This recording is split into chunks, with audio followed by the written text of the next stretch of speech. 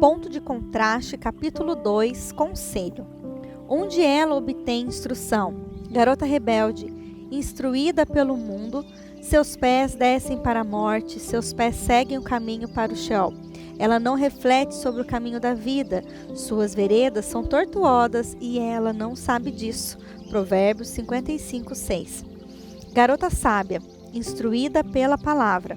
Ela não anda no conselho dos ímpios, nem se detém no caminho dos pecadores, não se assenta na roda dos zombadores. Pelo contrário, seu prazer está na lei do Senhor e em sua lei ela medita dia e noite. Salmo 1, de 1 a 2. Digamos que eu queira fazer um experimento para identificar os efeitos da cultura popular no modo de uma garota pensar sobre feminilidade e relacionamentos entre homens e mulheres.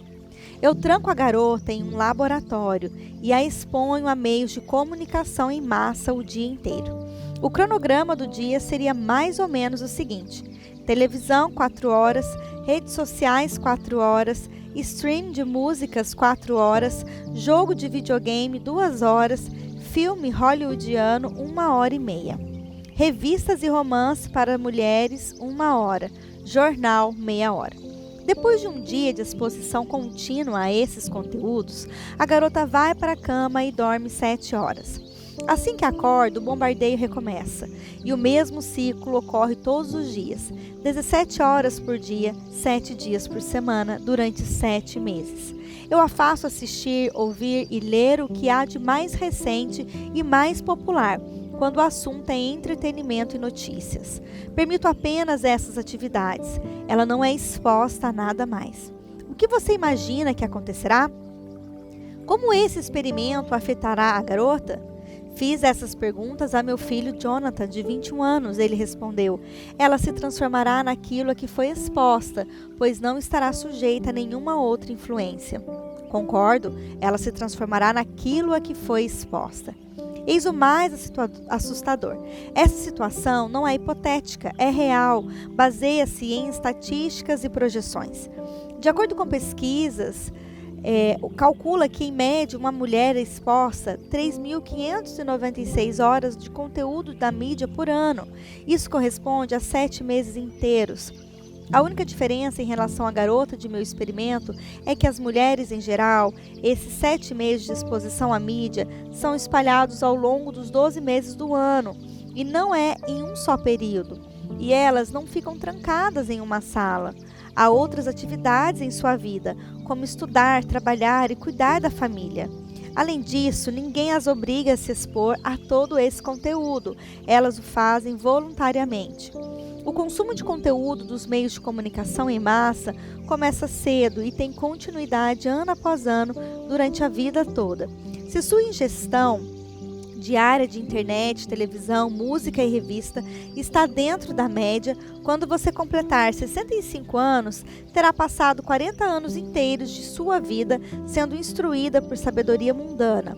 Você acredita que pode permanecer livre da influência dos conselhos do mundo? O problema da mídia popular é que ela mente de forma constante sobre a natureza, da verdade, da bondade e da beleza.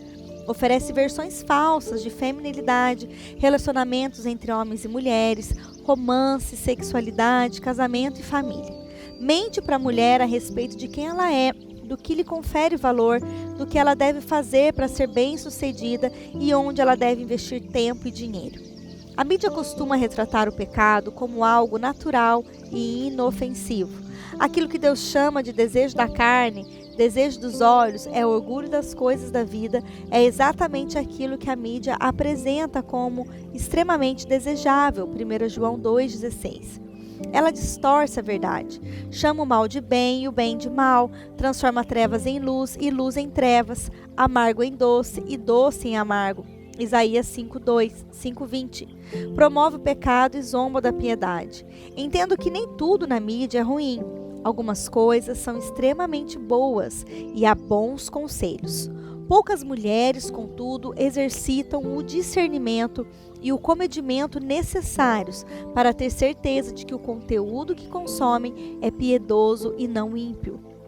O lugar em que a mulher busca conselho sobre como viver é o segundo ponto de contraste entre a garota rebelde e a garota sábia. A rebelde busca instrução no mundo, a sábia busca instrução na palavra. A garota sábia não anda no conselho dos ímpios, nem segue o caminho dos pecadores, nem recebe instrução daqueles que zombam de Deus. Em vez disso, ela se deleita na lei do Senhor e medita continuamente sobre teu conselho. Bem-aventurado é o homem que não anda no conselho dos ímpios, nem se detém no caminho dos pecadores, nem se assenta na roda de zombadores.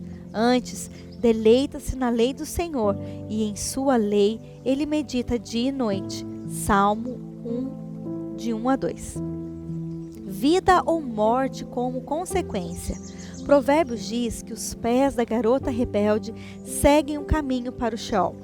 Sheol é um termo hebraico que significa desfiladeiro, abismo ou submundo.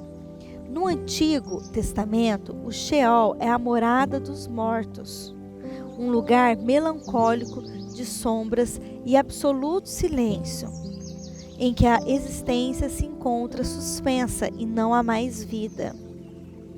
O salmista o descreve como terra do esquecimento, Salmo 88, 12. No Novo Testamento, esse termo é traduzido pela palavra grega Hades, e em nosso idioma por inferno. É um lugar de separação de Deus, um lugar de tormento, os que os mortos perversos aguardam o juízo. No final, Deus julgará o pecado e lançará os perversos, à morte e ao Hades, no lago de fogo, para que sofram castigo eterno. Apocalipse 20, 10 a 15. Morte, Sheol, Hades, esses são termos extremamente fortes. O comportamento da rebelde não é algo trivial e sem consequências. Sua conduta em relação aos homens tem uma consequência eterna terrível, que ela não consegue imaginar e que com certeza não era sua intenção. Como uma garota de igreja acaba no caminho para o inferno, porque seus pés se desviam do caminho certo, de que maneira ela caminha sem perceber em direção à terra do esquecimento? Nosso texto diz que isso acontece porque ela não reflete sobre o caminho da vida. Refletir significa pensar com calma, considerar com cuidado, ponderar. O erro da rebelde consiste em não pensar intencionalmente em como ter uma vida piedosa. Ela esquece, ela segue sua rotina diária e deixa de andar no caminho do Senhor. Ela não despreza o caminho de Deus propositalmente. Apenas não dedica o tempo e o esforço necessário para entender qual é esse caminho e como deve andar nele. Em vez disso, deixa-se desviar sutilmente pelo caminho do mundo, como uma droga intravenosa que gota a gota entra na corrente sanguínea do paciente inconsciente na maca. Os pensamentos do mundo entram no sistema dela e a entorpecem. A exposição constante ao mundo envenena sua forma de pensar e de se comportar. Uma vez que não reflete intencionalmente sobre o caminho da vida e não o busca, sem querer, ela se desvia e começa a trilhar o caminho tortuoso para a morte. A palavra hebraica traduzida por suas veredas são tortuosas, significa literalmente cambalear, tombar, tropeçar, cair desajeitadamente. Transmite a ideia de instabilidade causada por despropósito. A Bíblia ensina que se andarmos sem rumo, se não refletirmos intencionalmente sobre o caminho da vida e andamos nele, desviamo-nos e passamos a trilhar o caminho para a morte. Vida e morte são as duas únicas opções. A mulher que abandona os caminhos de Deus começa a andar nos caminhos do mundo. É inevitável. Ela se torna aquilo a que é exposta, e as consequências desse passo em falso não são triviais, são potencialmente mortais. Estão em jogo nada menos que céu e inferno, alegria eterna ou condenação eterna. Conheci Jude em um retiro de mulheres. Ela me contou que seu marido, John, havia se afastado de Deus. John e Jude haviam crescido em lares cristãos e se conheceram no seminário. Ele se formou em teologia e ela em educação cristã. Depois da formatura, os dois começaram a trabalhar em uma igreja na região centro-oeste. O coração deles transbordava de amor por Deus, de esperança e de perspectivas para o futuro. Depois de alguns anos, porém, as pressões diárias e o desgaste causado pelas questões políticas na igreja fizeram com que se desiludissem. Resolveram que precisavam de uma pausa e, portanto, pediram demissão da igreja. Encontraram empregos seculares e se mudaram para a costa leste. Ali, tiveram dificuldade de encontrar uma comunidade de fé da qual gostassem e, por fim, desistiram. Foram deixados de lado também as leituras bíblicas e outras disciplinas espirituais. Embora ainda se considerassem cristãos, raramente conversavam sobre sua fé e não faziam nada para crescer espiritualmente. Não tinha amigos cristãos por perto. Seu círculo de amigos era constituído de descrentes que conheceram no trabalho e na vizinhança. Certa noite de sexta-feira, um casal que se mudara recentemente para a vizinhança convidou Jude e John para alguns drinks e um jogo de cartas. Jude não se sentiu muito à vontade com essa ideia, mas concluiu que não faria mal. Os dois casais se deram bem e se tornaram amigos chegados. Os encontros nas noites de sexta passaram a ser o ponto alto da semana. Jude não se lembra exatamente de quando o jogo de cartas habitual se transformou em um jogo de pôquer, em que o castigo para quem perdia era remover uma peça de roupa. Depois, quando estavam habituados a se despir completamente, as apostas passaram a ser favoráveis sexuais. Foi a essa altura que Jude me procurou para que eu orasse com ela, pois os jogos de cartas às sextas-feiras havia se transformado em verdadeiras orgias, com comportamentos sexuais cada vez mais depravados. Ela estava viciada em sexo, escravizada pela pornografia e perversão sexual. Orei por ela, mas até hoje não sei se ela se libertou. Se uma amiga no seminário houvesse perguntado a Jude se ela aceitaria participar de uma orgia sexual, Jude zombaria do convite. Que absurdo! Claro que jamais faria uma coisa dessas. Não abriria a mão de sua moralidade. Impossível. Ela era cristã, amava Jesus. E, no entanto, 8 anos depois, Jude havia praticamente abandonado Jesus e estava caminhando para a terra do esquecimento. Como isso aconteceu? Simples. Ela deixou de refletir sobre o caminho da vida. Tozer advertiu: o coração abandonado será invadido por pensamentos mundanos.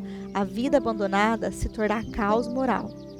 Com o enfraquecimento da influência piedosa e do fortalecimento da influência mundana, Jude se transformou lentamente naquilo que foi exposta. Sem perceber, ela começou a percorrer veredas tortuosas. Começou a andar no conselho dos ímpios, a se deter no caminho dos pecadores, a se assentar na roda dos escarnecedores. Cada passo foi apenas uma pequena concessão, mas aos poucos ela foi enredada pelo pecado. O conselho dos ímpios. É assim que as coisas costumam acontecer, aos poucos. Uma mulher que segue Cristo fielmente não acorda uma bela manhã e decide dormir com um vizinho.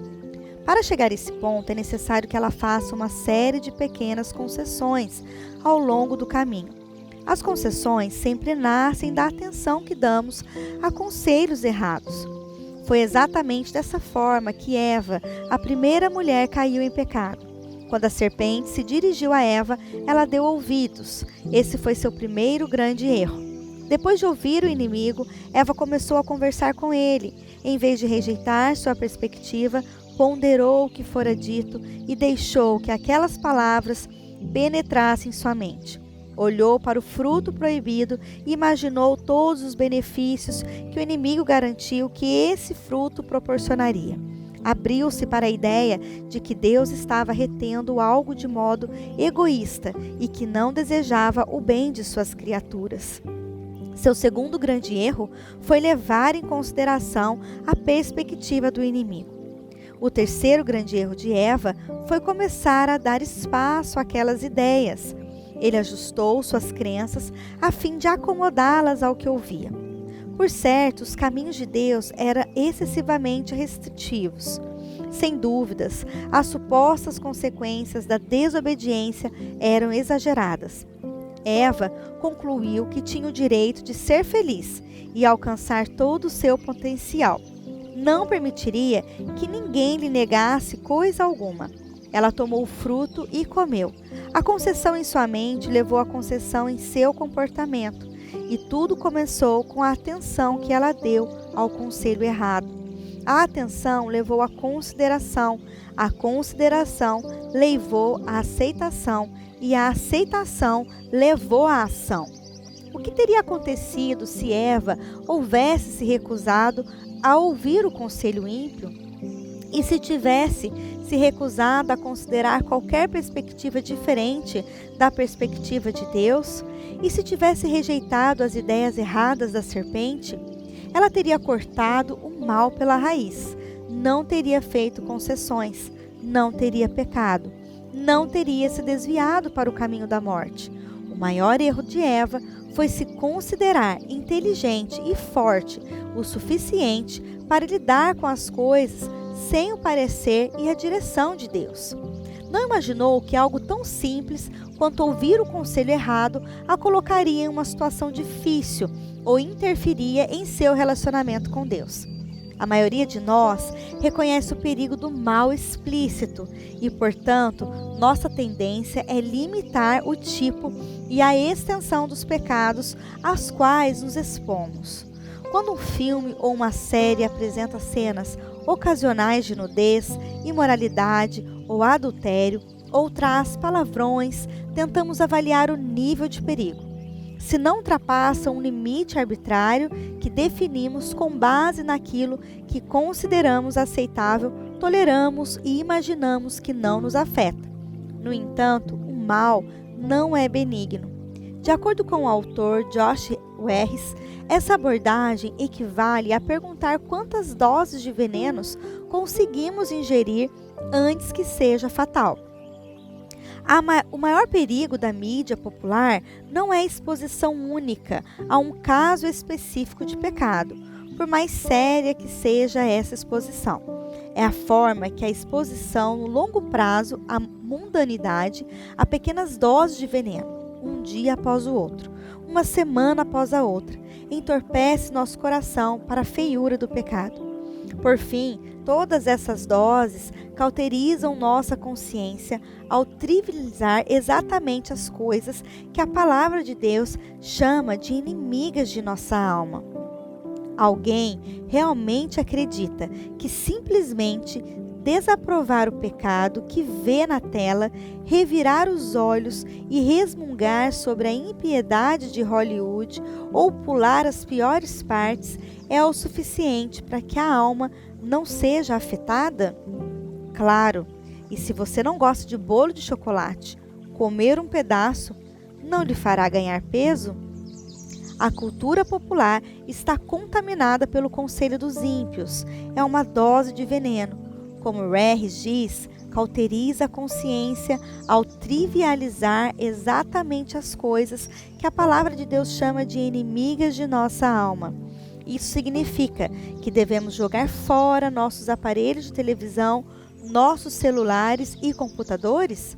Devemos-nos desconectar da internet, enclausurar-nos em nosso quarto e nos recusar a ir ao supermercado a fim de não sermos expostos a imagens nas capas das revistas que ficam ao lado do caixa?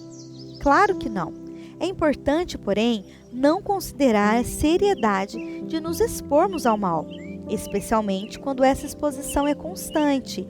Devemos ser cautelosas, sábias, vigilantes e fazer todo o possível para que ouvir o conselho dos piedosos e não dos ímpios continue a ser nossa maior prioridade e nossa prática.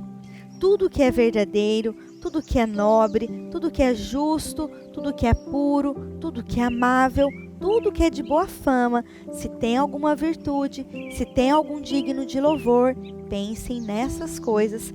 Filipenses 4:8. Conversei muito com muitas centenas de mulheres que caíram em pecado porque não se preocuparam com a sua exposição à mundanidade e não levaram a sério a importância de refletir sobre os caminhos do Senhor. Você está enganada se pensa que ir à igreja 1 hora por semana neutralizará a influência de 33 horas de programas de televisão. Não imagine que pode ouvir conselhos ímpios constantemente e não ser influenciada, especialmente se você não tem o hábito de buscar conselho piedoso. A exposição diária aos caminhos do mundo, sem uma exposição aos caminhos de Deus para contrabalancear, matará você, tão certamente quanto ingerir pequenas doses de veneno sem um antídoto. Sintonizando-se com um conselho piedoso. Uma garota sábia tem consciência de que os conceitos de Deus são radicalmente diferentes dos conceitos da cultura popular. Portanto, ela se desliga daquilo que o mundo diz e se sintoniza intencionalmente com aquilo que Deus diz. Reconhece sua necessidade de conselho piedoso constante. Reflete sobre o caminho da vida. Disciplina a si mesma e não se acomoda. A mulher sábia alimenta e fortalece sua alma regularmente com o conselho da palavra de Deus. Ela se deleita na lei do Senhor e medita nessa lei dia e noite. Ela tem grande prazer em ler a Bíblia. Ela estuda, memoriza, medita nela, mantém seus olhos fixos nela e, acima de tudo, ela a coloca em prática.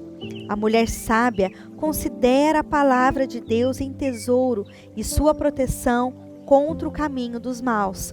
Se você aceitar minhas palavras e guardar consigo meus mandamentos, então entenderá todo bom caminho, pois a sabedoria entrará em seu coração e o conhecimento será agradável à sua alma.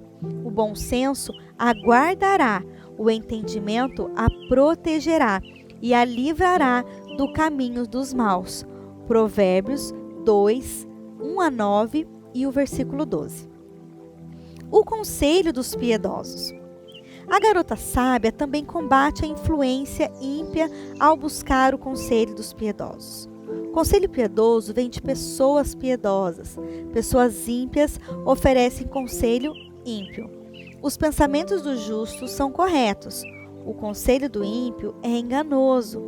Por isso, uma mulher sábia passa bastante tempo na companhia daqueles que seguem Deus de todo o coração. Como salmista, ela recebe conselho agradável, junto com outros crentes. Salmo 55:14.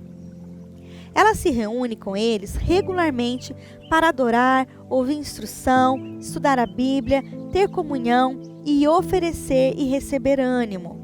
Ela busca mestres que não deixam, abre aspas, de proclamar todo o conselho de Deus, fecha aspas. Ela ouve músicos que compõem canções que exaltem fielmente Jesus Cristo e sua palavra. Seus amigos mais íntimos são pessoas apaixonadas pelo Senhor e ela se afasta daqueles cujo coração é morno ou frio para com Deus.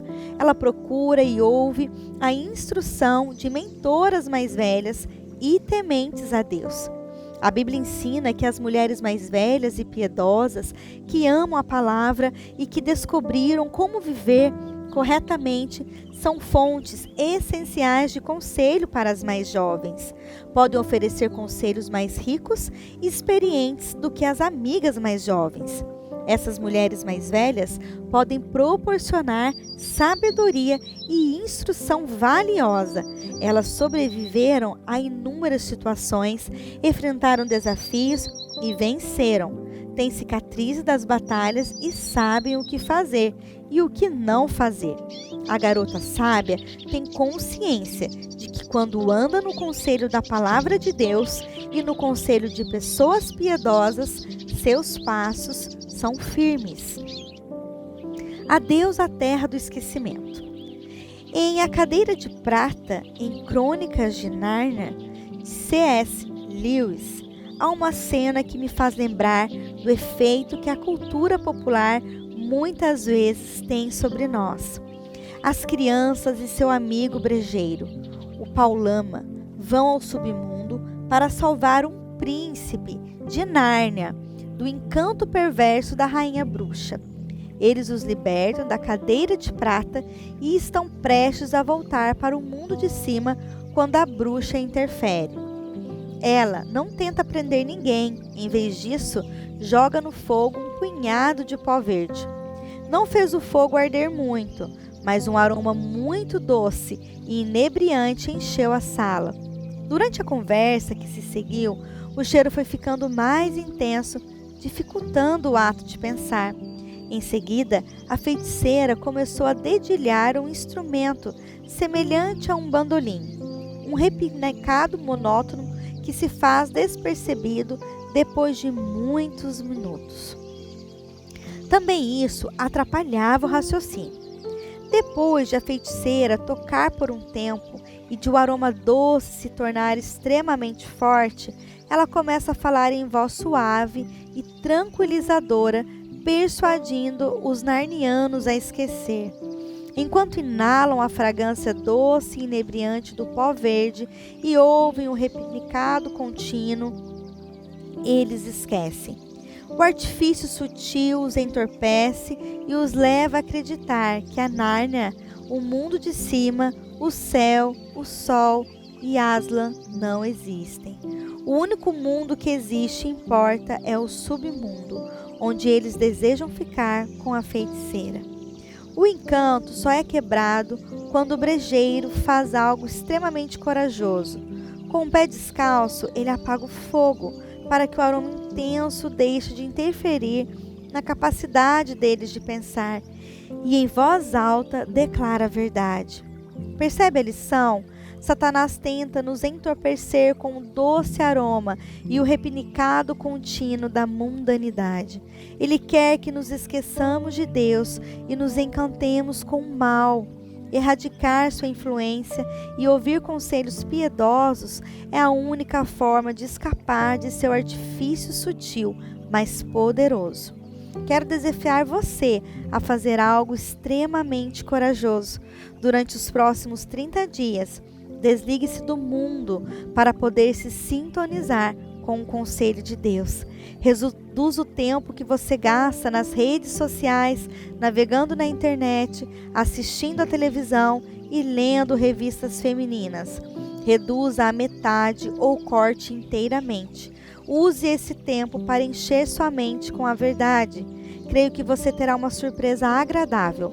A Bíblia diz que, quando nos desligamos do mundo e nos sintonizamos com Deus, experimentamos mais alegria. Diz também que é bem-aventurada a pessoa que não anda no conselho dos ímpios, não se detém no caminho dos pecadores, nem se assenta na roda dos zombadores. Pelo contrário, seu prazer está na lei do Senhor e em sua lei ela medita dia e noite. Salmo 1:2.